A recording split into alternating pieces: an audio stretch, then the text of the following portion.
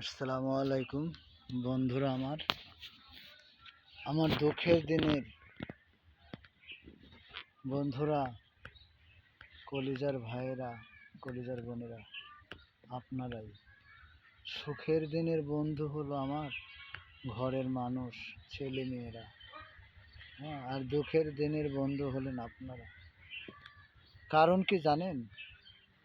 কারণ যখন আমার সুখ ছিল, শান্তি ছিল, টাকা পয়সা ছিল, তখন সব ছিল। আর এখন আমার টাকা পয়সাও নেই, আমার বউ ছালও নেই। এখন আমি একা, নিঃস্ব। তাই তো বললাম যে দুঃখের দিনের বন্ধু আপনারা, সুখের দিনের বন্ধু বউ বাচ্চারা।